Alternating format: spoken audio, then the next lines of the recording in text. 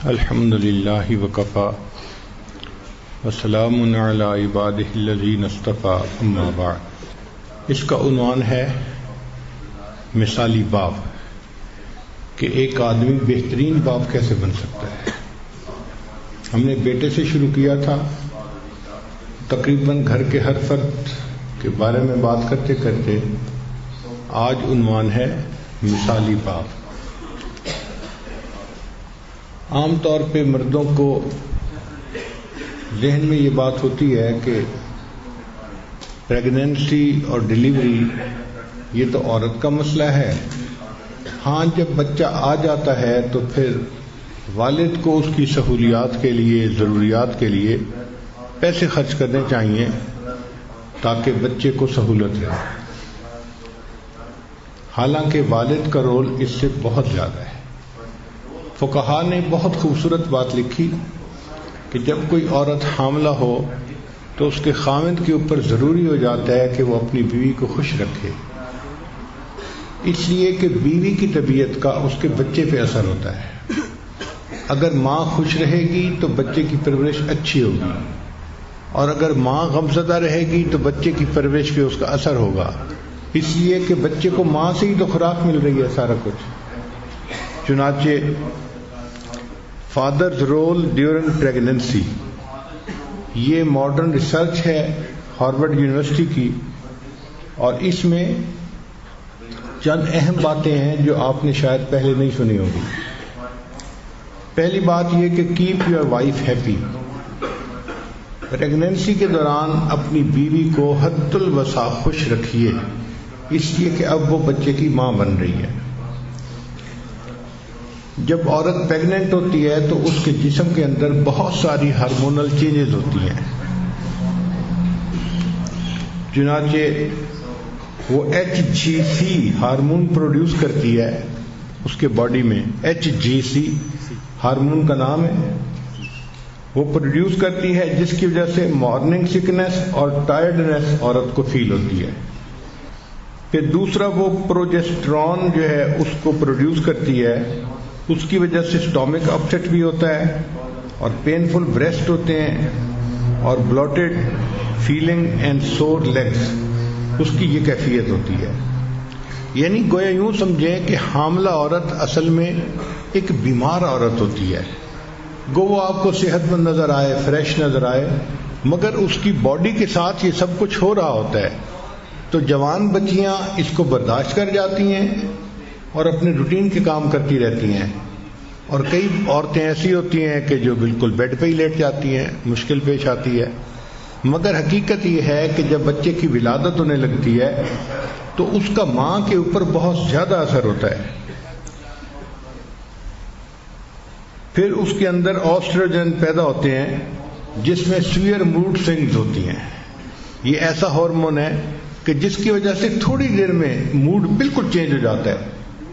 ابھی خوش تھی، ابھی غمزدہ ہے، ابھی بہت لونگ موڈ میں تھی، اور ابھی بہت لڑائی کرنے کے موڈ میں ہے۔ تو اس میں وہ عورت جو ہے وہ مجبور ہوتی ہے۔ یہ عورت کا قصور نہیں ہوتا۔ مرد کیا کرتے ہیں کہ عورت پہ بلیم کر دیتے ہیں، تمہیں تو سمجھ نہیں آتی بات، تم تو آگے سے ٹٹر کرتی رہتی ہو، بولتی رہتی ہو، فلاں کرتی رہتی ہو، تو مس بہیو کرتے ہیں اصل میں۔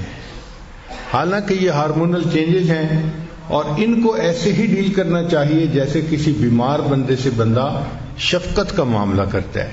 عورت اس وقت شفقت کی محتاج ہوتی ہے، تو خاوند کو چاہیے کہ بہت بڑا دل کرے اور اس کیفیت میں اس عورت کو مزید پریشان نہ کرے۔ سو پہلا پوائنٹ ہے کہ کیپ یور وائف ہیپی، اور دوسرا پوائنٹ ہے کہ be present for the wife physically and emotionally. حمل کے دوران خاوند کو چاہیے کہ بیوی کے پاس موجود رہے، فزیکلی بھی اور ایموشنلی بھی۔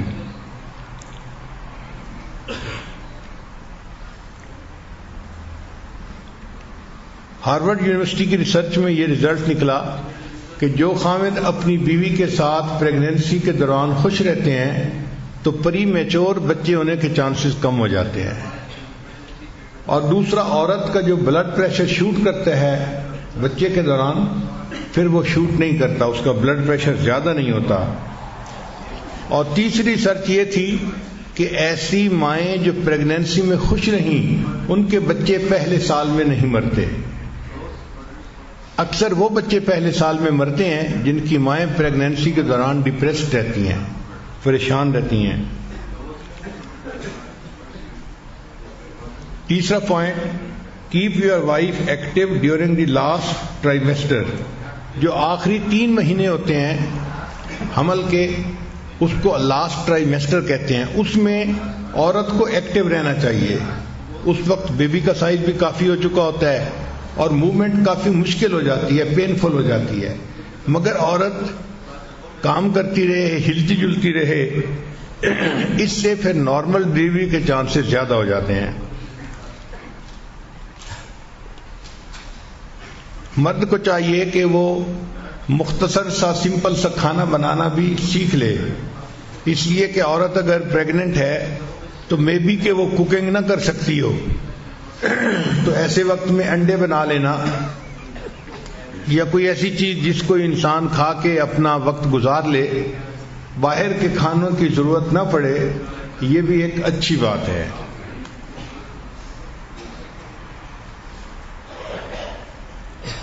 یہ بھی خاوند کی ذمہ داری ہے کہ جب عورت پریگننٹ ہو تو اس کے لیے اور ہونے والے بچے کے لیے اللہ سے دعا مانگے۔ چنانچہ انبیاء کرام نے اپنے ہونے والے بچوں کے لیے دعائیں مانگی جو قرآن مجید میں منقول ہیں۔ آج کل چونکہ الٹرا ساؤنڈ کافی ایڈوانس ہو چکا ہے اور کافی پہلے جینڈر کا پتہ چل جاتا ہے، تو اگر پتہ چل جائے کہ بیبی گرل ہے یا بیبی بوائے ہے تو اس کے حساب سے جو چیزیں ہوتی ہیں وہ بھی خرید لینی ایک اچھی چیز ہے۔ یہ وہ کام ہیں کہ جو بیبی کے برتھ سے پہلے کرنے پڑتے ہیں۔ اس کیفیت میں عورت کو کوآپریشن چاہیے ہوتی ہے، عورت کو محبت چاہیے ہوتی ہے، تو عورت کو سپورٹ دینی چاہیے فل، تاکہ اس کو اطمینان ہو ذہنی طور پہ کہ میرا ہسبینڈ میرے ساتھ ہے، اور پریگننسی میں کوئی بھی مشکل ہوگی تو اللہ تعالیٰ کی رحمت ہوگی۔ درد ذہ کی جو تکالیف ہیں بہت زیادہ سوئر ہوتی ہیں، بہت سوئر ہوتی ہیں۔ اس وقت عورت کی یہ کیفیت ہوتی ہے کہ اس کو فیل ہوتا ہے کہ شاید میری جان ہی نکل جائے گی، وہ درد برداشت کرنا اس کے لیے مشکل ہو جاتا ہے۔ تو ایسے وقت میں خامند کا اس کو تسلی دینا، اچھے بول بولنا، یہ اس کے لیے سکون کا باعث بنتا ہے۔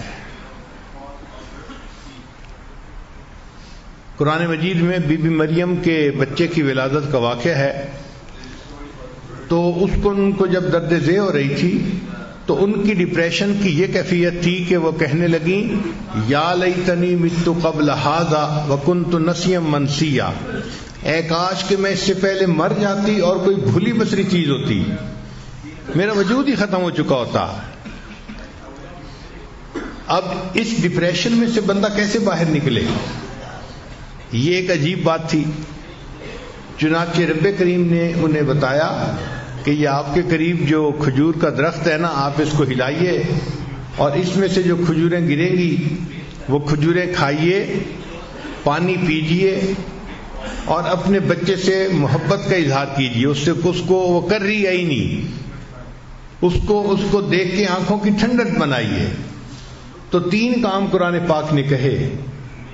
اب عام عقل حیران ہوتی ہے کہ بھئی ولادت کا وقت ہے تو اس وقت تو اس کو کہتے کہ بھئی تم گھی پی لو، فلاں پی لو کہ بچے کی ولادت آسان ہو جائے گی، اور شریعت کہتی ہے کھجوریں کھاؤ۔ کیا تک بنتا ہے بھئی کھجوریں کھانے کا؟ آج سائنس نے اس بات کو ریسرچ کر کے ثابت کر دیا کہ قرآن پاک میں 1500 سال پہلے جو کہا گیا تھا وہ 100% ٹھیک تھا۔ اس لیے کہ اس وقت عورت ڈپریشن میں ہوتی ہے اور ڈپریشن سے نکلنے کے لیے اس کے برین کو خوراک چاہیے، اور برین کی جو خوراک ہے وہ شوگر ہے۔ برین کی خوراک وہ پروٹین نہیں ہے یا کوئی اور چیز نہیں ہے، وہ شوگر ہے، کاربوہائیڈریٹس ہیں۔ اور جو کھجور ہے یہ صرف کاربوہائیڈریٹس ہے. اس لیے جب بی بی مریم نے کھجوریں کھائیں تو وہ پوری کی پوری غذا ان کے برین کو ملی، اور جب برین ڈپریشن سے نکلا تو بیبی بھی آسانی سے ہو گیا. تو اس وقت میں میٹھی چیز کا کھانا بھی ولادت میں سہولت کا سبب بنتا ہے. ایک صحابی نے اپنی والدہ کو گرمی کے موسم میں اپنے کندھے پہ اٹھا کے اس طرح حج کا طواف کروایا کہ ان کے اپنے پاؤں کے نیچے جوتی بھی نہیں تھی. تو نیچے سخت گرم پتھر تھے، پاؤں جل رہے تھے اور پاؤں میں چھالے بن گئے تھے. پھر وہ نبی علیہ السلام کی خدمت میں حاضر ہوئے. اے اللہ کے حبیب صلی اللہ علیہ وسلم، میں نے اپنی والدہ کو اپنی کمر پہ اٹھا کے اس طرح حج کروایا ہے کہ میرے پاؤں میں جوتی بھی نہیں تھی، سخت گرمی میں تکلیف اٹھا کے میرے پاؤں میں چھالے بن گئے، میں چلنے کے قابل نہیں رہا. اے اللہ کے حبیب صلی اللہ علیہ وسلم، کیا میں نے اپنی والدہ کا حق ادا کر دیا ہے؟ تو نبی علیہ السلام نے جواب میں فرمایا کہ جب تمہاری ولادت کا وقت تھا اس وقت تمہاری والدہ کو جو دردیں اٹھ رہی تھیں، ہو سکتا ہے کسی ایک درد کا بدلہ تم نے ادا کر دیا ہو. اور والدہ کے اوپر تو اس وقت کیا کیفیت ہوتی ہے یہ ماں ہی جانتی ہے. بچے کی ولادت کے وقت اس کے بس میں نہیں ہوتا، اسی لیے جو ہے اس کو اس وقت سمپتھی کی ضرورت ہوتی ہے. مردوں کو کیا پتہ کہ عورت کے ساتھ کیا گزرتی ہے. تو ایسے وقت میں غصہ کرنا اور چھوٹی سی بات پہ بگڑ جانا یہ بیوقوفی کی علامت ہے. عقل کو اس طرح اپنے سے دور نہیں ہونے دینا چاہیے. کچھ لوگ ہوتے ہیں وہ چھوٹی چھوٹی بات پہ اپنی عقل کو نا چھٹی دے دیتے ہیں کہ بھئی تم جاؤ باقی میں گزار لوں گا اپنی زندگی. ایسے نہیں کرنا چاہیے. خیر بعض لوگوں کے پاس تو عقل ہوتی نہیں، اور جن کے پاس ہوتی ہے وہ اس کو سنبھال کے رکھیں. عقل نہ ہونے کے اوپر بھی ایک لطیفہ، ایک سکھ صاحب جو تھے وہ اپنی بیوی کو سائیکل موٹر پہ پیچھے بٹھا کے تیزی سے سائیکل موٹر چلا کے جا رہے تھے. راستے میں دوست سے ملاقات ہو گئی، سلام دعا کی، کھڑے ہوئے. اس نے پوچھا بھائی کہاں جا رہے ہو؟ کہتے کہ جی میں پیزا ہٹ جا رہا ہوں. اس نے کہا پیزا ہٹ جا رہے ہو کس لیے؟ کہتے کہ میری بیوی کو اس وقت لیبر پینز ہو رہی ہیں. اس نے کہا بیوی کو لیبر پینز ہو رہی ہیں اور تم پیزا ہٹ جا رہے ہو؟ کہتے ہاں وہاں انہوں نے لکھ کے لگایا ہوا تھا ڈیلیوری فری.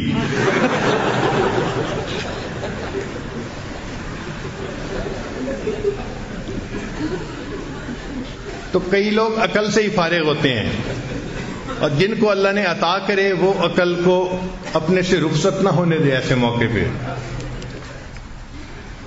خاص طور پر جب بیبی ہو جاتا ہے تو اس کے جو پہلے 6 مہینے ہوتے ہیں، آپ یوں سمجھ لیں جو پہلا چلہ ہوتا ہے وہ بڑا اہم ہوتا ہے والدہ کے لیے. اس پہلے 6 ویکس میں ہسبینڈ کو چاہیے کہ اپنی بیوی کو فل سپورٹ دے. اگر ہو سکے کہ میاں بیوی دونوں اکیلے ہیں اور قریب کوئی اور رشتہ دار بھی نہیں، بہن بھائی جیسے ہوتے ہیں، ماں ہوتی ہے، تو پھر خاوند کو چاہیے کہ وہ اپنے دفتر سے چھٹی لے لے 1.5 مہینے کے لیے، فرسٹ 6 ویکس کے لیے. Take time off from work. اس لیے کہ اکثر عورتوں کو پوسٹ برتھ ڈپریشن ہوتی ہے، یعنی جب بچے کی ڈلیوری ہو جاتی ہے، جیسے بچے کی پریگنینسی ہوئی تھی اور جسم میں چینجز تھیں، اب جب بچے کی ڈلیوری ہو گئی تو باڈی میں دوبارہ پھر چینجز آتی ہیں، اور ان چینجز کی وجہ سے عورت ڈپریشن کا شکار ہو جاتی ہے. یہ پوسٹ برتھ ڈپریشن بہت عام ہے، اور ریسرچ یہ بتاتی ہے کہ اس وقت میں عورت کی یہ حالت ہوتی ہے کہ کئی مرتبہ اس کا دل کرتا ہے کہ میں اپنے بچے کو قتل ہی کر دوں. ہم نے پہلے یہ چیز کتابوں میں پڑھی تھی، پھر بعد میں ایک بچی تھی، عالمہ تھی، اس کے ہاں بچی کی ولادت ہوئی تو وہ مجھ سے یہ بات پوچھا کرتی تھی فون پہ کہ حضرت میری ایسی کیفیت ہے کہ بچی تھوڑا بہت روتی ہے، میرا دل کرتا ہے میں اس کو کل کر دوں. اس سے مجھے اندازہ ہوا کہ واقعی عورت کے اندر یہ ڈپریشن اتنا سویئر بھی ہو سکتا ہے.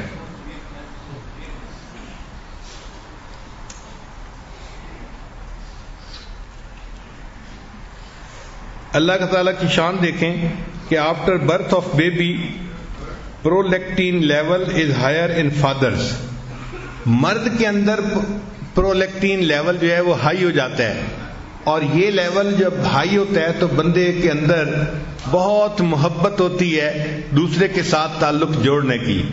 تو اللہ تعالیٰ نے باپ کے اندر اس لیول کو بڑھا دیا تاکہ اب یہ بچے سے بھی اپنا تعلق جوڑے اور اپنے بیوی کے ساتھ مزید جڑے، اس کے اندر یعنی جڑنے کا احساس ہو جائے.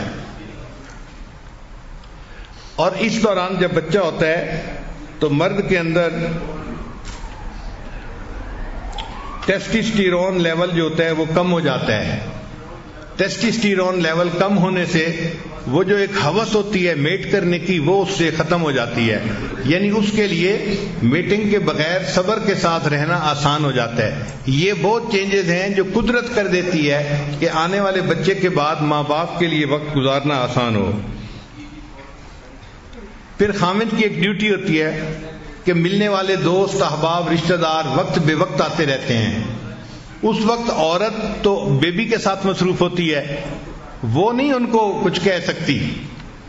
خامد کی ذمہ داری بنتی ہے کہ ان کے ٹائمنگز کو وہ کنٹرول کرے.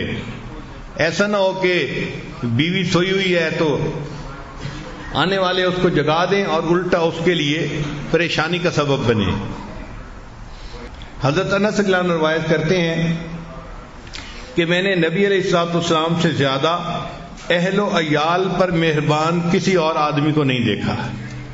کسی کو زندگی میں اتنا مہربان اپنے اہل و عیال پہ نہیں دیکھا جتنا مہربان میں نے نبی علیہ السلام کو اپنی فیملی کے اوپر دیکھا ہے. تو واقعی جب انسان کو اللہ تعالیٰ باپ بننے کا شرف عطا کرے تو وہ اپنی بیوی پر اپنے بچوں پر اور زیادہ مہربانی کا معاملہ کرے. نبی علیہ السلام تشریف فرما تھے، سیدنا حسن رضی اللہ عنہ تشریف لائے جو نبی علیہ السلام کے نواسے تھے. تو نبی علیہ السلام نے ان کو دیکھا، ان کو اٹھایا، ان کو سینے سے لگایا اور ان کو کس کیا. تو ایک صحابی تھے اقرا بن حابس رضی اللہ تعالیٰ عنہ، وہ حیران ہو گئے، اے اللہ کے حبیب صلی اللہ علیہ وسلم میرے تو 10 بچے ہیں اور میں نے تو کبھی کسی بچے کو اس طرح پیار نہیں کیا. تو نبی علیہ السلام نے فرمایا کہ جو رحم نہیں کرتا اس پر رحم نہیں کیا جاتا. یعنی اگر تم بچوں پر رحم نہیں کرو گے تو اللہ تعالیٰ تم پر رحم نہیں فرمائیں گے. ایک مرتبہ نبی علیہ السلام نماز پڑھ رہے تھے اور آپ کی نواسی امامہ جو آپ کی بڑی صاحبزادی سیدہ زینب رضی اللہ عنہا کی بیٹی تھیں وہ قریب تھیں.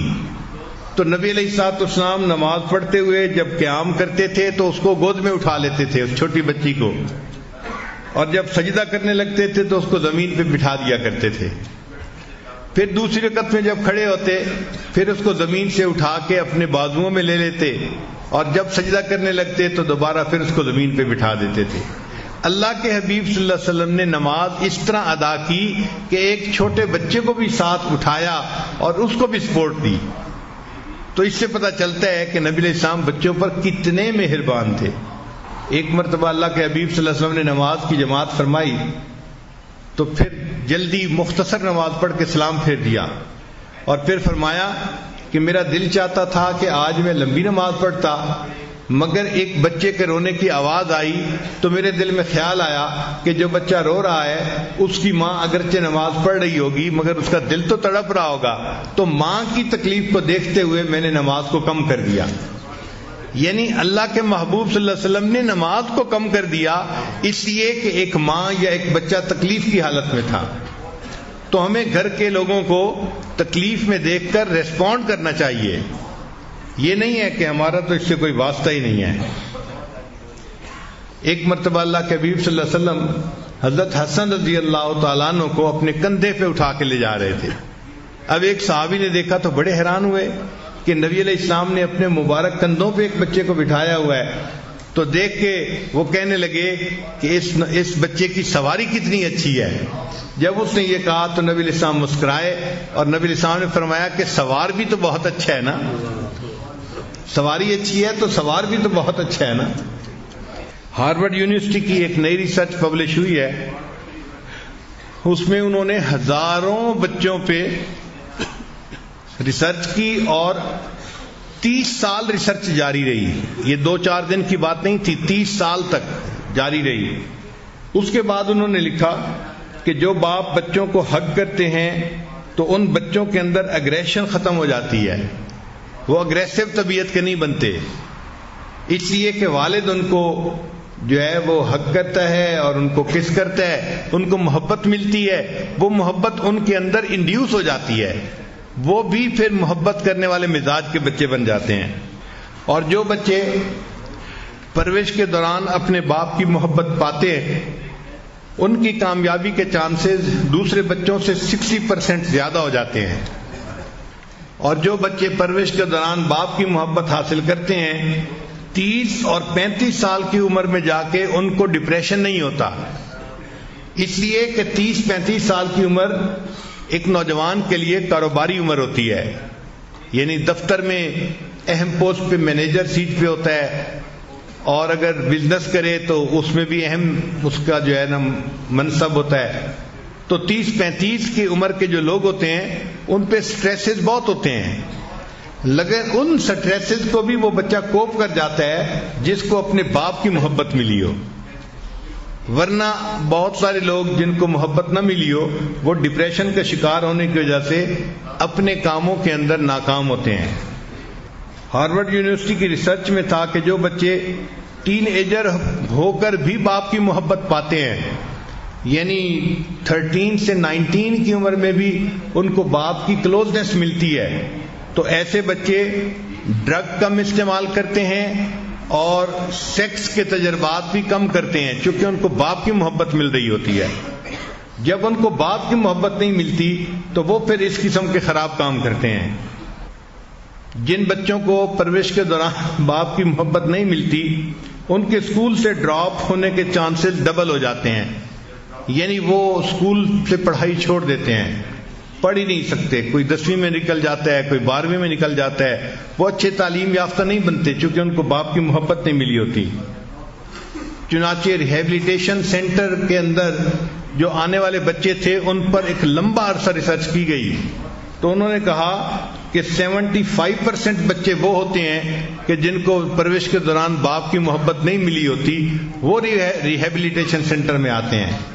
یعنی وہ ڈرگز کرتے ہیں, نشے کرتے ہیں, بری عادتوں کا شکار ہو جاتے ہیں, اور پھر ان کو دوبارہ ٹھیک کرنے کے لیے ایسے سینٹرز میں بھیجنے کی ضرورت پیش آتی ہے. اور ہاسپٹلز کی رپورٹ پہ اسٹڈی ہے کہ جو لڑکیاں بغیر باپ کے پلتی ہیں, جن کو باپ کی محبت نہیں ملتی, جن لڑکیوں کو باپ کی شفقت نہیں ملتی, محبت نہیں ملتی, اکثر ان میں سے وہ ہوتی ہیں کہ جو 15 سے 19 سال کی عمر میں پریگننٹ ہو جاتی ہیں اور مائیں بن جاتی ہیں. یعنی شادی سے پہلے مائیں بن جاتی ہیں اس ماحول میں جس ماحول کی ریسرچ ہے یہ. تو بچی کو اگر باپ کی شفقت ملے تو وہ کبھی بھی کوئی غیر اخلاقی قدم نہیں اٹھائے گی, اپنے ماں باپ کو کبھی بھی مایوس نہیں کرے گی.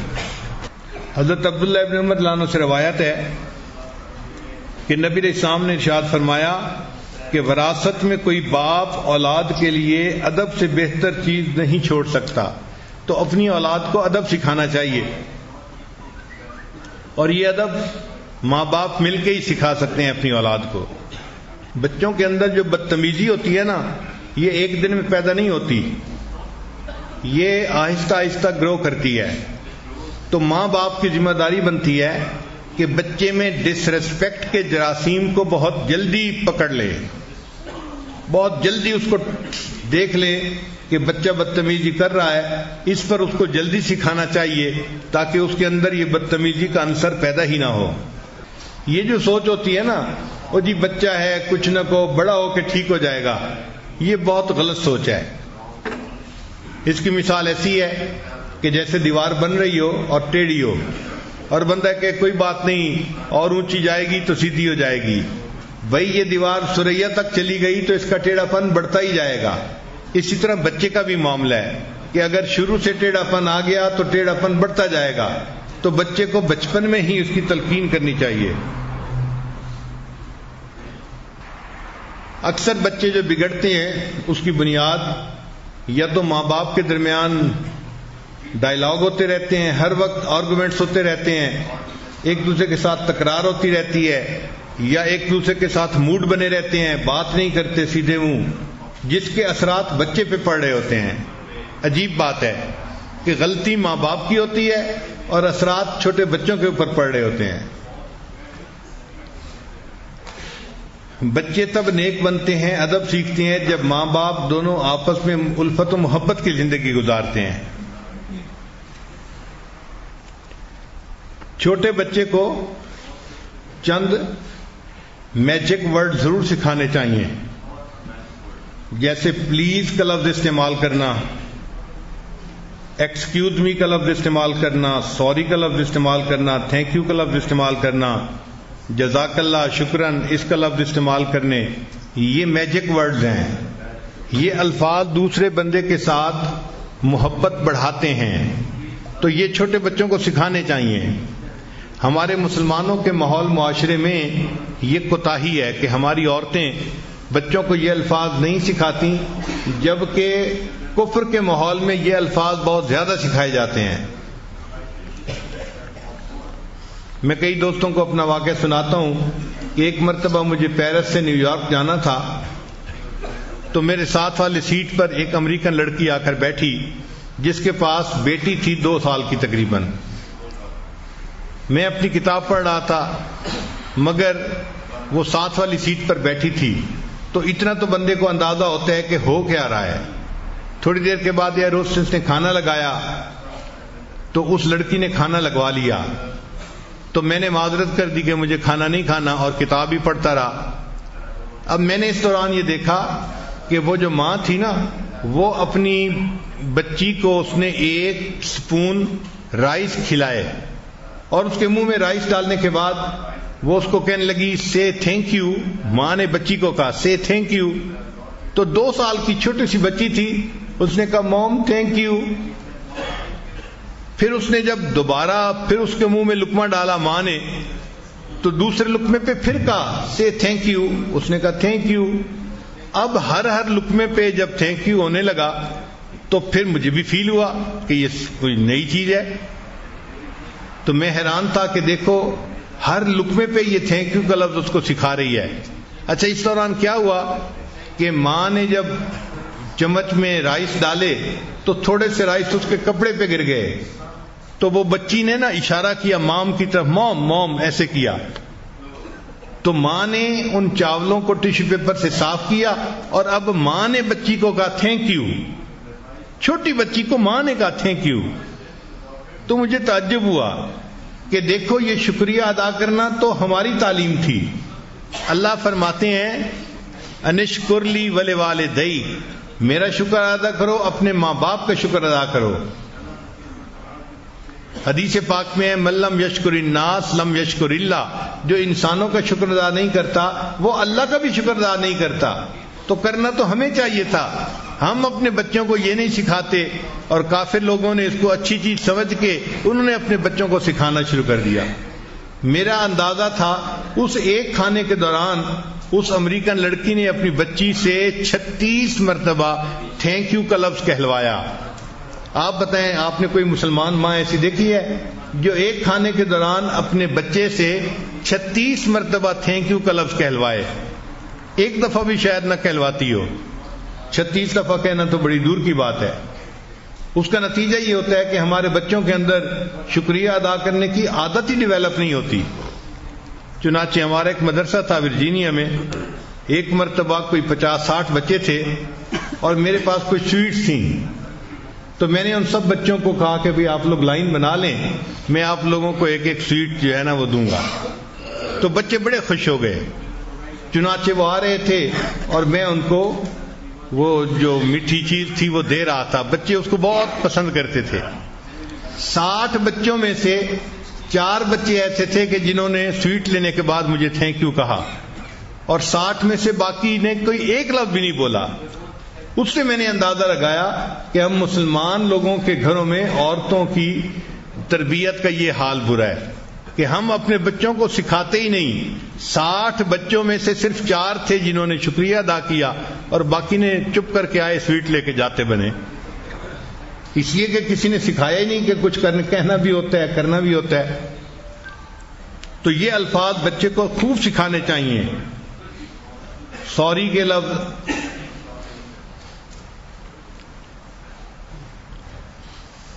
ایک دفعہ تو میں حیران ہی ہو گیا. آسٹریلیا میں تھا اور مجھے اپنا بلڈ دینا تھا ٹیسٹ کے لیے، روٹین ٹیسٹ کے لیے. تو ہمارے ایک تعلق والے تھے، ہارٹ سرجن تھے، وہ مجھے اپنے وارڈ میں لے گئے کہ حضرت میں آپ کا بلڈ سیمپل لے کے اور اس کا ٹیسٹ کروا لیں گے. ہم نے کہا بہت اچھا ہے.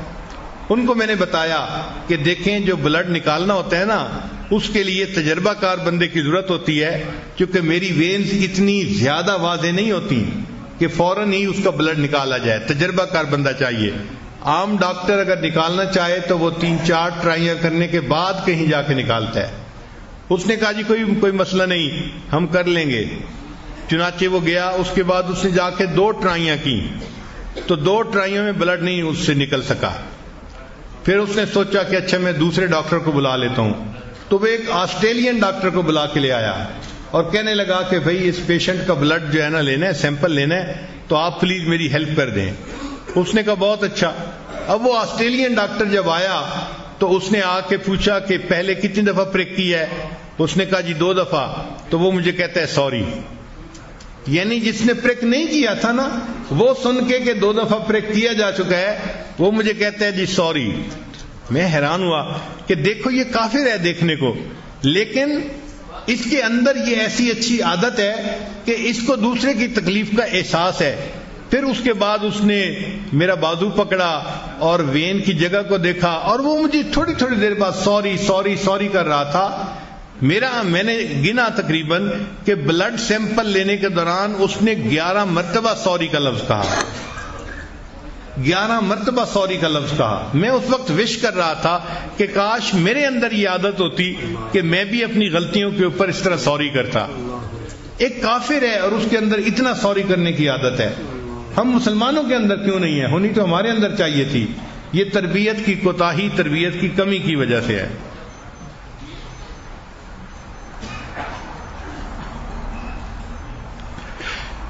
ایک بڑا اہم نقطہ کہ جب ہم بچے کو کریکٹ کر رہے ہوتے ہیں نا، تو اس وقت ریسپیکٹ فلی اس کو بتانا یہ بڑا اہمیت رکھتا ہے. ہم غصے میں بتاتے ہیں، بچے کو فیل ہوتا ہے کہ امی مجھ سے نفرت کرتی ہے، ابو مجھ سے نفرت کرتے ہیں، مجھ سے ہیٹ کرتے ہیں. ہم غصے کا منہ بناتے ہیں، تجھے بتایا نہیں ہے، تجھے سمجھایا نہیں ہے. تو اس وقت بچے کو جو سمجھانا چاہیے وہ بہت پولائٹلی سمجھانا چاہیے. جیسے کوئی ہمدرد سمجھا رہا ہوتا ہے نا، تو سمجھا کے بات کرنی چاہیے، ڈانٹ کے بات نہیں کرنی چاہیے. اس ذرا فرق کو سمجھنے کی کوشش کیجئے کہ جب بھی آپ بچے کو کریکٹ کرنا چاہتے ہیں، بتانا چاہتے ہیں کہ یہ کرنا ہے یہ نہیں کرنا، تو اس کو اس طرح نہ کریں کہ بچے کو کہ جی ڈانٹ کے کہہ رہے ہیں، نفرت سے کہہ رہے ہیں، بلکہ بچے کو یہ احساس ہو کہ بڑی ہمدردی کی وجہ سے مجھے یہ بات سمجھائی جا رہی ہے. تو بچہ اس چیز کو جلدی جو ہے وہ پک کر لیتا ہے. اور جب بچہ ڈس ریسپیکٹ شو کر رہا ہو، اس وقت بچے کو کبھی بھی نہیں ڈانٹنا چاہیے، کیونکہ وہ ڈس ریسپیکٹ کے موڈ میں جا چکا. اب جتنا ڈانٹیں گے تو اس کے اندر نفرت کے جذبات بڑھیں گے، کم نہیں ہوں گے. اس وقت بچے کو خاموش ہو کے الگ ہو جانا چاہیے اور اکیلا چھوڑ دینا چاہیے، تاکہ اس کا پارا جلدی اتر جائے، تاکہ اس کا غصہ جلدی ختم ہو جائے. چنانچہ بچے کے حقوق ماں باپ پر ہوتے ہیں. بچے کو اچھا کھانا کھلانا، اچھے کپڑے پہنانا. پھر بچہ بڑا ہو جائے تو اس بچے کو علم سکھانا، پھر گھوڑ سواری سکھانا، تیر اندازی سکھانا، سوئمنگ سکھانا. یہ ماں باپ کی ذمہ داری ہوتی ہے کہ وہ بچے کو یہ چیزیں سکھائیں تاکہ وہ ایک اچھا انسان بن کے زندگی گزار سکے. نبی علیہ الصلوۃ والسلام اپنے سامنے بچوں کی دوڑ لگواتے تھے. اللہ کے محبوب صلی اللہ علیہ وسلم حدیث مبارکہ میں ہے کہ آپ صلی اللہ علیہ وسلم جو خاندان کے بچے تھے تو آپ تشریف فرماتے تھے اور ان سب کی ایک لائن بنوا دیتے تھے اور ان کو فرماتے تھے کہ تم دوڑ کے میرے پاس آؤ. تو بچے دوڑتے تھے اور ایک بچہ جو ہے وہ نبی علیہ السلام کے اوپر آتا تھا تو نبی علیہ السلام اس کو بازوؤں میں لے کے سینے سے لگا لیتے تھے. پھر دوسرا بچہ اس کے اوپر آتا تھا, تیسرا اس کے اوپر, چوتھا اس کے اوپر. سارے بچے ایک دوسرے کے اوپر اس طرح آتے تھے. بچے بھی انجوائے کرتے تھے, نبی علیہ السلام بھی خوشی کا اظہار فرماتے تھے. تو اللہ کے محبوب صلی اللہ علیہ وسلم نے جو بچوں کو بھاگنے کے لیے کہا اور اپنی طرف بلایا اور ان کو جو ہے اس طرح محبت سے ریسیو کیا, اس میں میسج ہے کہ باپ کو چاہیے کہ وہ بچے کے ساتھ اس عمر میں ایسے چھوٹے چھوٹے کھیل کھیلے جس سے کہ باپ اور بیٹے کی محبت بڑھے یا آپس میں بھائی بہنوں کے درمیان محبت بڑھے. ایک اور اہم نقطہ, بچے کی تربیت کے دوران بچے کو یہ اچھی طرح سکھانا چاہیے کہ زندگی میں محنت کرنی بڑی ضروری ہے. چنانچہ اگر آپ ہر کام ان کا خود ہی کر دیں گے تو بچے کو محنت کہاں کرنی پڑے گی. تو بچوں کو کام کرنے کا موقع دیں, وہ اپنا کام خود کرنے کی کوشش کریں. بلکہ ریسرچ میں یہ لکھا ہوا تھا کہ بچے کو اپنا پسینہ بہانے کا موقع دیں, یعنی وہ اتنا کام کرے کہ اس کا پسینہ بہے, اس کو پتہ چلے کہ محنت کس کو کہتے ہیں. تو بچے جب محنت کرتے ہیں اور پھر اس کا رزلٹ اچیو کرتے ہیں تو ان کو خوشی ہوتی ہے. تو ہمیشہ بچے کو یہ سمجھائیں کہ دیکھو محنت کرنی لازمی ہوتی ہے اور پھر یہ ضروری نہیں کہ محنت کے بعد کامیابی ہو, محنت کے بعد کبھی کبھی ناکامی بھی ہو سکتی ہے. اس کے لیے بھی اس کا ذہن بنائیں تاکہ بچہ مایوس نہ ہو, ڈپریس نہ ہو کہ میں نے اتنی محنت کی تھی اور یہ کام میں نہیں کر سکا. بھائی نتائج تو ہمارے اختیار میں نہیں ہے نا, نتائج تو اللہ کے اختیار میں ہے. محنت ہم کرتے ہیں. جب بچپن سے اس کا کنسیپٹ ہوگا کہ محنت میں نے کرنی ہے اور نتیجہ اللہ کے اختیار میں ہے تو وہ ناکامی کے اوپر بھی مایوس نہیں ہوگا. پھر بچوں کو یہ سمجھائیں کہ how to take care of them self, کہ بچوں کو اپنی کیئر کیسے کرنی ہے. بچے اپنے لباس کا خیال نہیں کرتے, اپنے ناخن کا خیال نہیں کرتے, اپنے بالوں کا خیال نہیں کرتے. ان کو بتانا پڑتا ہے کہ دیکھو ناخن کٹوانے ہوتے ہیں, بال کٹوانے ہوتے ہیں, ان میں کنگھی کرنی ہوتی ہے, اپنے کپڑے کو ایسے صاف رکھنا ہوتا ہے. یعنی بچے کو سمجھائیں how to take care of them self, یہ ماں باپ سکھاتے ہیں. اگر آپ چاہتے ہیں کہ بچہ کوئی کام کرے تو اس کا بہترین طریقہ یہ ہے کہ وہ کام بچے کو خود کر کے دکھائیں. بچے کام کو کاپی جلدی کر لیتے ہیں, وہ اپنے باپ کو جیسے کرتا دیکھتے ہیں اس کو اسی طرح کرنے کی کوشش کرتے ہیں. Children always copy their parents, children always copy their parents. چنانچہ ہمارے ایک تعلق والے تھے, منگلا ڈیم ایک ڈیم ہے جہاں بجلی بنتی ہے, وہاں پہ وہ چیف انجینئر تھے. تو ان کو روزانہ کالز آتی تھی منسٹرز کی, لوگوں کی, کہ شٹ ڈاؤن ہو رہا ہے, کیوں ہو گیا, کیا پروگرام ہے, کیسے ہے. تو ان کو کالیں بہت آتی رہتی تھیں. تو ان کی ایک عادت بن گئی تھی کہ جب بھی فون بجتا تھا نا تو وہ فون اٹھا کے کہتے تھے hello chief engineer Mangla speaking, کہ بھئی پتہ چلے اگلے بندے کو کہ کون بول رہا ہے. تو وہ کہتے تھے چیف انجینئر منگلا اسپیکنگ. وہ کہنے لگے کہ ایک دن میں باتھ روم میں تھا, میں جب اپنے ہاتھ دھو کے باہر نکلا تو میں نے دیکھا کہ میرے فون کی گھنٹی بج رہی تھی, لینڈ لائن جو ہوتی ہے.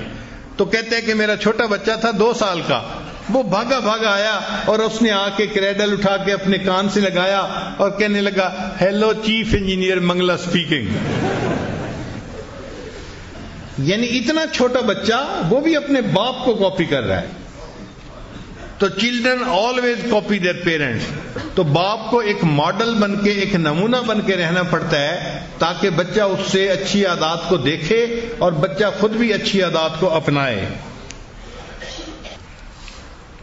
پھر بچوں کو جو وقتاً فوقتاً انعام دیتے ہیں تو باپ کی ذمہ داری ہے کہ بچوں کو سمجھائے کہ بچوں یہ جو پیسہ دیا اس کو تم اچھی جگہ پہ خرچ کرنا اور اس کو بچا کے بھی رکھنا.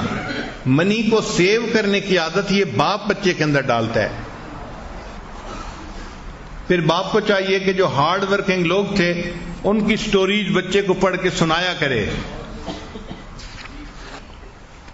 اور ایک اہم نکتہ، یہ باپ کی ذمہ داری ہوتی ہے کہ وہ بچے کو ناکامی سے نکلنا سکھائے. بچے نے کوئی کام کیا اور اس میں فیل ہو گیا، نہیں کر سکا، اب اس فیلئر سے نکلنا کیسے ہے یہ بھی باپ اس کو سکھائے گا. اس وقت محبت سے پیش آئیں، اس کو سمجھائیں کہ نتائج ہمارے اختیار میں نہیں ہوتے، محنت ہمارے اختیار میں ہوتی ہے. بچے آپ نے محنت کر لی، میں آپ کی محنت کی وجہ سے بہت خوش ہوں آپ کے اوپر. مثلا اسکول میں گریڈ اچھے نہیں آئے لیکن بچے نے محنت کی تھی، پڑھتا تھا، راتوں کو جاگتا تھا، ٹیوشن بھی پڑھتا تھا، ہوم ورک بھی کرتا تھا، پھر بھی گریڈ اچھے نہیں آئے تو اچھے گریڈ کو نہ دیکھ کے فوراً ڈانٹ ڈپٹ شروع نہیں کرنی چاہیے، بلکہ بچے کو اس وقت سمجھانا چاہیے کہ بیٹا آپ نے محنت کی، میں آپ کی محنت کی وجہ سے بہت خوش ہوں. گو کہ آپ کے نمبر اچھے نہیں آ سکے، اگر نمبر بھی اچھے آتے تو میری خوشی اور زیادہ ہو جاتی. بچوں کو سمجھانا اور بچوں کو دعا دینا یہ بھی سنت ہے. چنانچہ حدیث پاک میں ہے کہ ایک مرتبہ نبی علیہ السلام کے پاس حضرت حسن رضی اللہ عنہ آئے جو نبی علیہ السلام کے نواسے تھے، اور اسامہ بن زید بھی آئے جو حضرت زید رضی اللہ عنہ کے بیٹے تھے. زید رضی اللہ عنہ نبی علیہ السلام کے غلام تھے، ان کے بیٹے تھے اسامہ رضی اللہ عنہ. یہ آئے، جب دونوں آئے تو نبی علیہ السلام نے ایک کو ایک ران پہ بٹھا لیا اور دوسرے کو دوسرے ران پہ بٹھا لیا، اور اس کے بعد نبی علیہ السلام نے دعا کے لیے ہاتھ اٹھائے اور نبی علیہ السلام نے دعا مانگی، اے اللہ میں ان دونوں سے پیار کرتا ہوں، آپ بھی ان دونوں سے پیار فرما لیجئے. آپ دیکھیے نا ذرا، ہے کوئی باپ جس نے اس طرح دعا دی ہو اپنے بچے کو گود میں لے کے، اے اللہ میں اس سے پیار کرتا ہوں، اے اللہ آپ بھی اس سے پیار فرمائیے. چنانچہ چھوٹے بچوں کے ساتھ باپ کو وقت زیادہ صرف کرنا چاہیے. کئی باپ ماں کے ذمہ لگا دیتے ہیں بس تم جانو اور بچوں کی تربیت جانے، تو ماں اکیلی تربیت نہیں کر سکتی. جو باپ کا کام ہے وہ باپ ہی کو کرنا پڑے گا. ایک بات ذہن میں رکھیے کہ جس بچے کو باپ کے ساتھ ٹائم ملتا ہے اس بچے کے موٹر سکل بہت امپروو ہو جاتے ہیں، اور جس کو ماں کے ساتھ زیادہ ٹائم ملتا ہے اس کے کمیونیکیشن سکل زیادہ ہوتے ہیں. لہذا ماں کے ساتھ وقت گزارنے کا اپنا فائدہ، باپ کے ساتھ وقت گزارنے کا اپنا فائدہ. اس لیے جو سپلٹ فیملیز ہوتی ہیں کہ ماں باپ میں سپریشن ہو جاتی ہے، طلاق ہو جاتی ہے، ان کے بچے زندگی میں کبھی سکسیسفل نہیں ہوتے الا ماشاء اللہ. اور اس سکسیسفل نہ ہونے کا جرم بچے کا نہیں ہوتا، ماں باپ کا ہوتا ہے کہ ماں باپ کی وجہ سے بچے کی زندگی ناکام ہو جاتی ہے.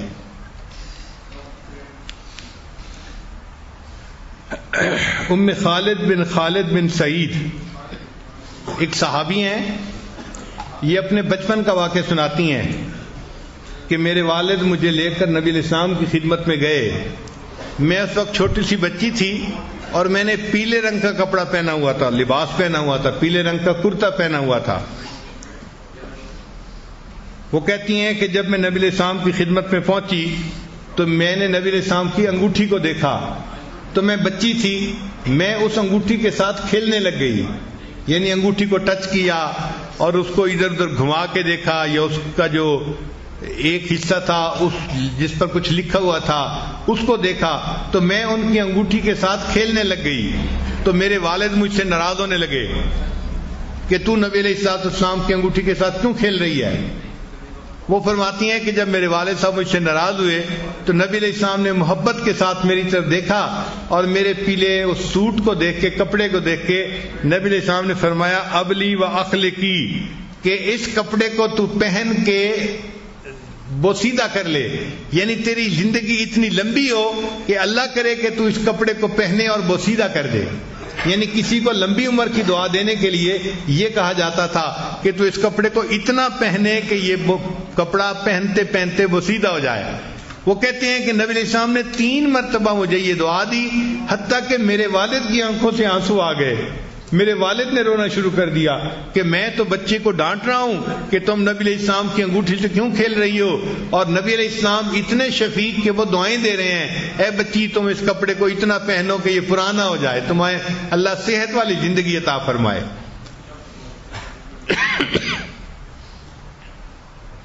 ایک مرتبہ اللہ کے پیارے حبیب صلی اللہ علیہ وسلم ممبر پہ خطبہ دے رہے تھے۔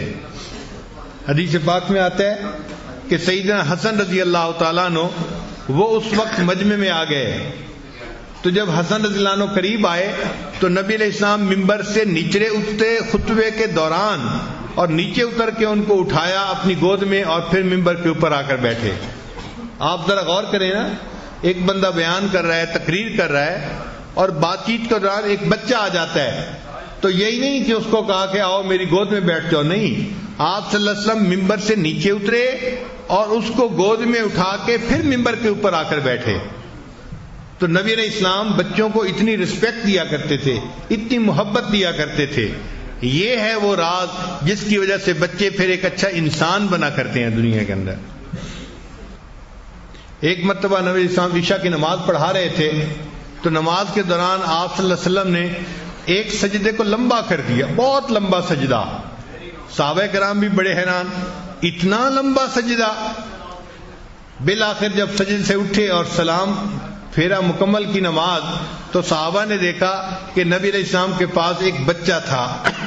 اصل میں سیدنا حسین رضی اللہ عنہ اس وقت آئے تھے اور وہ نبی علیہ السلام کے پیٹھ کے اوپر چڑھ گئے تھے، کمر مبارک کے اوپر چڑھ گئے تھے۔ تو جب وہ کمر کے اوپر چڑھ گئے تو نبی علیہ السلام نے اپنے سجدے کو لمبا کر دیا۔ جب اس کا دل چاہا وہ نیچے اترا، تب نبی علیہ السلام نے سجدے کو مکمل کیا۔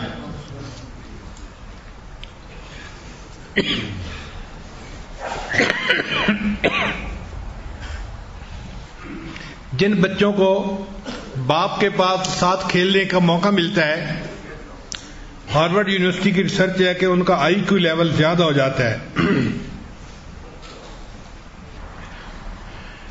ہارورڈ یونیورسٹی نے ایک ریسرچ 25 سال کی، اسٹوڈنٹس کے اوپر 25 سال انہوں نے اپنی ریسرچ جاری رکھی، اور 25 سال کے بعد انہوں نے نتیجہ نکالا کہ جو بچے دنیا میں کامیاب ہوتے ہیں یہ وہی ہوتے ہیں کہ جن کے پلنے کے دوران ان کو باپ کی شفقت محبت ملی ہوتی ہے۔ جو بچے بدنی کھیل کھیلتے ہیں، یعنی فٹ بال کھیلنا، دوڑنا، بھاگنا، اس سے بچوں کے اندر ADHD سمپٹمز ریڈیوس ہو جاتے ہیں۔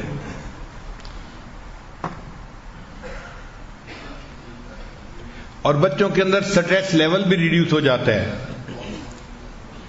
اور کھیلنے کے دوران بچوں کو دھوپ میں وٹامن ڈی ملتی ہے، اس وٹامن ڈی سے بھی بچے کی طبیعت کے اندر تازگی آتی ہے۔ 2 وقت ہوتے ہیں جب بچے بہت جلدی سیکھتے ہیں، ہمیشہ اس وقت کا فائدہ اٹھانا چاہیے۔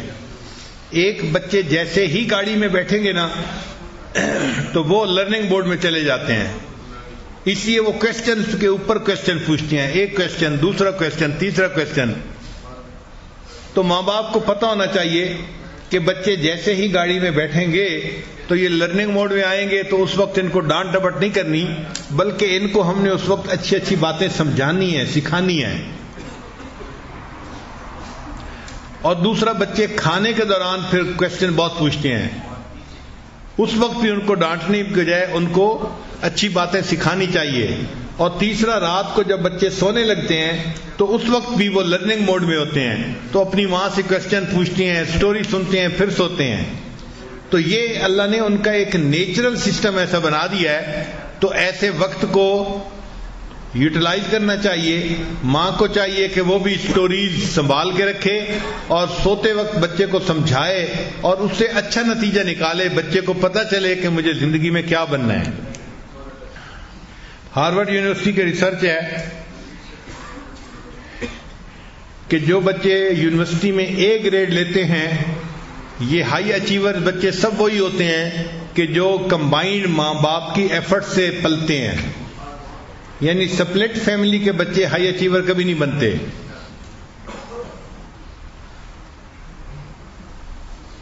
اور جو بچے ماں باپ کے ساتھ مل کے کھانا کھاتے ہیں ان میں ایٹنگ ڈس آرڈر کے چانسز 35% لیس ہو جاتے ہیں، اور ان بچوں میں اوور ویٹ ہونے کے چانسز 12% کم ہو جاتے ہیں۔ ایسے بچے ڈرگ سے بھی دور رہتے ہیں جو اپنے ماں باپ کے ساتھ مل کے کھانا کھاتے ہیں۔ پھر اسی ریسرچ میں یہ بات بھی ہے کہ کھانے کے دوران آپ اپنے بچے سے کچھ کوسچن ضرور پوچھیں، اس سے آپ کو بچے کی شخصیت کا اندازہ ہوگا۔ پہلا، بچہ آپ بڑے ہو کے کیا بنو گے؟ یہ کوسچن بچے سے سمپل سا چھوٹا سا کوسچن ضرور پوچھیں تو بچہ بتائے گا میں نے کیا بننا ہے، عالم بننا ہے، حافظ بننا ہے، میں نے مفتی بننا ہے، یا میں نے انجینئر بننا ہے، ڈاکٹر بننا ہے، کیا بننا ہے۔ تو بچے سے اس کے زندگی کے آبجیکٹیوز کے بارے میں ضرور جو ہے پوچھیں۔ پھر بچے سے یہ پوچھیں کہ بچے یہ بتاؤ کہ گاڑی میں سیٹ بیلٹ باندھنا کیوں ضروری ہے؟ تو چھوٹا بچہ بتائے گا کہ کیوں ضروری ہے۔ اگر صحیح جواب دے تو اچھا، نہیں تو آپ سمجھائیں اس کو کہ سیٹ بیلٹ کے فائدے کیا ہیں۔ اس کا فائدہ یہ ہوگا کہ جب وہ کل کو گاڑی میں بیٹھے گا تو سیٹ بیلٹ باندھنے میں نخرے نہیں کرے گا، تنگ نہیں کرے گا۔ ایک کوسچن یہ بھی پوچھیں کہ بچے بتاؤ تمہارا پسندیدہ مضمون کون سا ہے؟ تو کسی کو میتھمیٹکس پسند ہوتا ہے، کسی کو لینگویج پسند ہوتی ہے، کسی کو ہسٹری پسند ہوتی ہے۔ تو جو اس کو لینگویج مضمون پسند ہوگا وہ اس کی شخصیت کی عکاسی کرے گا۔ بچے سے یہ کوسچن پوچھے بچے ہم اپنے گھر کے ماحول کو بہتر کیسے بنا سکتے ہیں؟ حالانکہ وہ بچہ بہت چھوٹا ہے، وہ یہ بات نہیں بتا سکتا، لیکن اس کی اپنی ایک دنیا ہے نا، تو یہ دیکھیں کہ اپنی دنیا میں اس کی سوچ کیا ہے کہ گھر کا ماحول کیسے بہتر ہو سکتا ہے۔ ہو سکتا ہے وہ جواب دے کہ ابو پلیز آپ غصہ کم کیا کریں۔ اس لیے پھر ایسے کوسچن ہم پوچھتے نہیں بچوں سے۔ ایک بہت اہم کوسچن، بچے سے یہ کوسچن ضرور پوچھیں بیٹے آپ نے کبھی کسی کی خدمت کی ہے اللہ کی رضا کے لیے، کسی کی مدد کی ہے اللہ کی رضا کے لیے؟ تو بچہ نیریٹ کرے کہ اس نے کسی کلاس فیلو کو اللہ کے لیے ہیلپ کیا، کسی دوست کو اللہ کے لیے ہیلپ کیا، اس نے کسی پہ ترس کھایا، اس نے کسی کے غم میں اس کا ساتھ دیا۔ اس چیز کے پوچھنے سے اس بچے کے اندر یہ صفات اور زیادہ ہو جاتی ہیں۔ اور بچہ اگر ایسے واقعات سنائے تو اس بچے کو خوب اپریشیٹ کرنا چاہیے کہ بچے آپ نے یہ کیا، مجھے سن کے بہت خوشی ہوئی کہ اس کا دل حساس ہے، وہ محسوس کرتا ہے دوسرے کی تکلیف کو۔ پھر جب بچے اسکول جانے والے ہوں تو ان کے جو اسکول کے ایونٹس ہوتے ہیں ماں باپ کو اس میں دلچسپی رکھنی چاہیے۔ بچے کو پتا ہو کہ میرے گریڈ اچھے آئے ہیں، میرے والدین آئیں گے تو مجھے ان کے سامنے جو ہے وہ سرٹیفکیٹ ملے گا، تو بچہ اور خوش ہوتا ہے اور اچھا اچیور بننے کی کوشش کرتا ہے۔ اور اگر اس نے برے گریڈ لیے ہوں تو اس کو احساس ندامت ہوتی ہے اور وہ سوچتا ہے کہ نہیں آئندہ میں نے اپنے ماں باپ کو نادم و شرمندہ نہیں ہونے دینا۔ پھر بچے کو سمجھائیں کہ دوسروں کی کیئر کرنا اس کو ہمیشہ پریورٹی دیا کرے۔ ایک ہوتا ہے نا اپنی کیئر کرنا، یہ بھی ضروری ہے، ایک ہوتا ہے دوسرے کی کیئر کرنا۔ تو بچے کو سمجھائیں کہ دوسرے کو کیئر کرنا اس کو پریورٹی دیں گے تو اس پر اللہ تم سے راضی ہو جائیں گے، تو بچے کے اندر خدمت خلق کا جذبہ پیدا ہو جائے گا۔ Provide opportunity to children to show empathy for others. Sympathy تو بچے جلدی سیکھ لیتے ہیں، ایمپتھی بچے نہیں سیکھ سکتے۔ ایمپتھی کہتے ہیں کہ کسی بندے کے ساتھ کوئی برا معاملہ ہو تو اس کے بعد اس کو تسلی دینا، اس کو انکریج کرنے کی باتیں کرنا۔ پھر بچے کو اپنی اینگر کنٹرول کرنا سکھائیں۔ اگر بچہ کسی وقت غصے میں آ جائے تو اس کو سمجھائیں کہ بیٹے آپ کو غصہ آ گیا، آپ بیٹھے ہیں تو آپ کھڑے ہو جائیں، آپ کھڑے ہیں تو آپ دوسرے کمرے میں چلے جائیں، آپ وضو کر لیں، آپ نہا لیں۔ تاکہ اس بچے کو پریکٹیکلی پتہ چلے کہ میں نے اپنے غصے کو کنٹرول کیسے کرنا ہے. پھر بچوں کو فیئرلی ٹریٹ کرنا چاہیے. عام طور پہ دیکھا ہے کہ بیٹے کو تو بہت شہزادے کی طرح رکھتے ہیں اور بیٹی کو بہت نظر انداز کر دیتے ہیں. ایسے نہیں کرنا چاہیے. وہ بھی چائلڈ ہے اور وہ بھی چائلڈ ہے. تو براٹ اپ کرنے میں دونوں کو بہت فیئرلی ڈیل کرنا چاہیے. چنانچہ ایک صحابی نے اپنے ایک بچے کو کوئی چیز دی تو نبی علیہ السلام نے اس سے پوچھا کیا آپ نے دوسرے بچوں کو بھی یہ چیز دی؟ تو اس نے کہا کہ میں نے دوسروں کو تو نہیں دی. نبی علیہ السلام نے فرمایا اللہ سے ڈرو اور بچوں کے ساتھ برابری کا سلوک کیا کرو. اللہ سے ڈرو اور بچوں کے ساتھ برابری کا سلوک کیا کرو.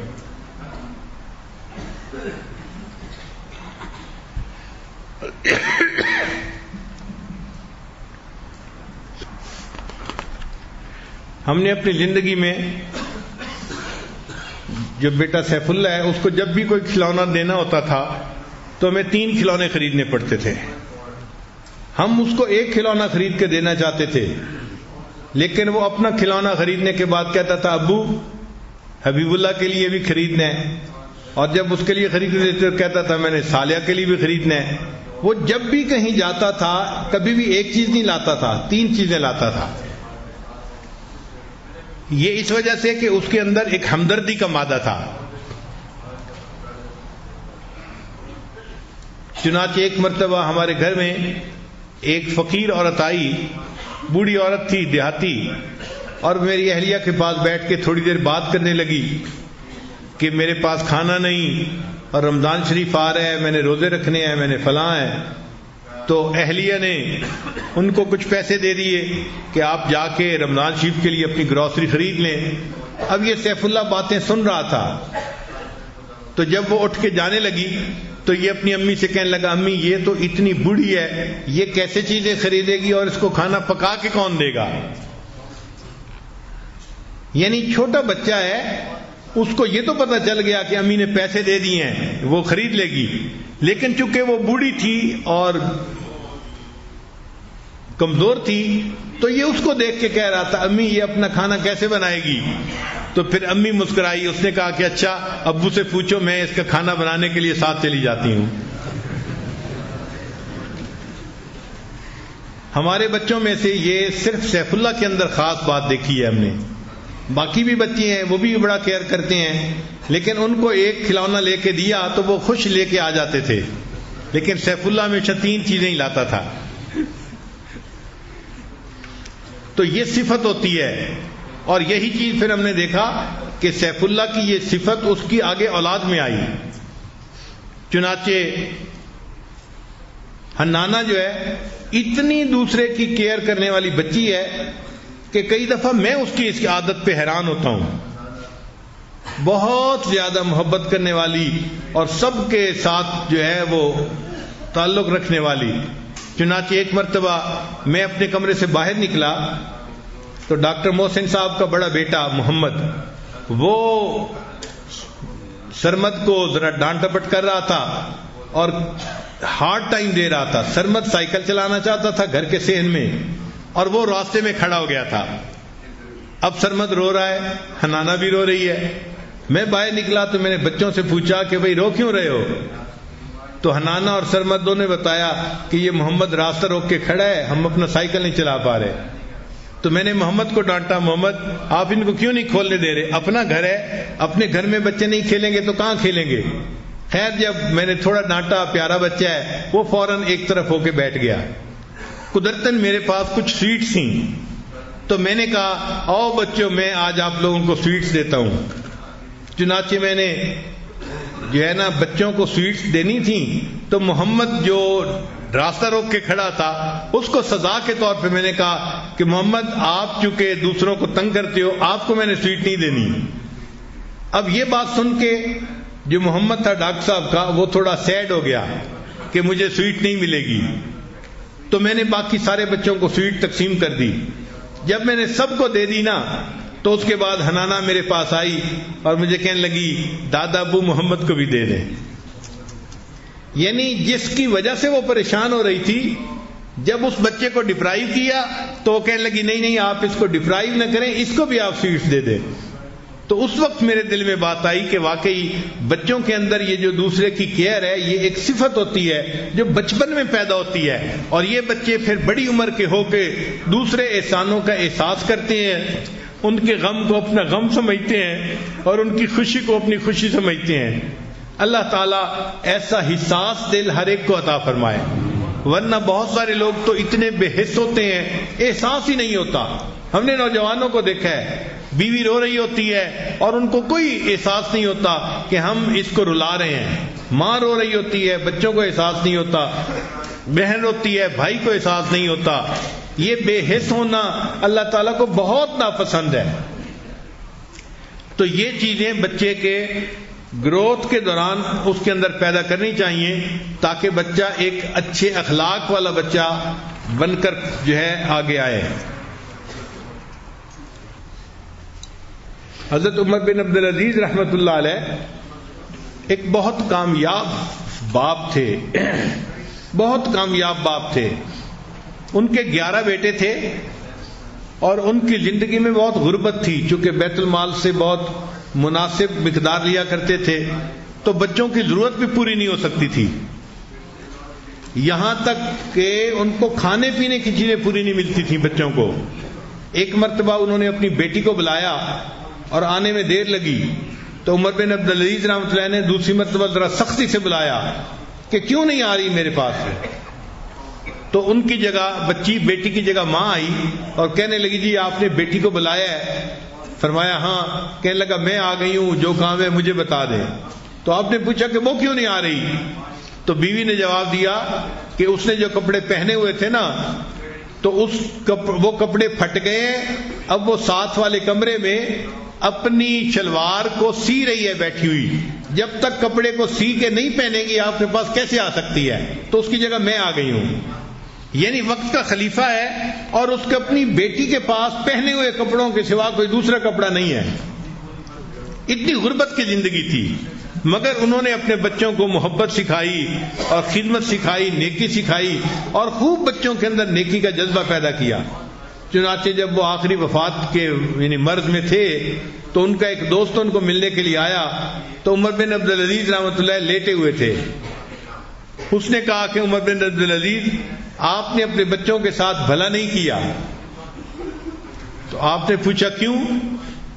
اس نے کہا کہ اس لیے کہ آپ سے پہلے جو بادشاہ آئے نا انہوں نے اپنی اولادوں کے لیے بڑی جاگیریں وقف کی، جائیدادیں وقف کی، ہیرے جواہرات بیت المال سے لے کے ان کو دیے اور اپنی اولادوں کو بہت مال انہوں نے دیا، غنی کر دیا.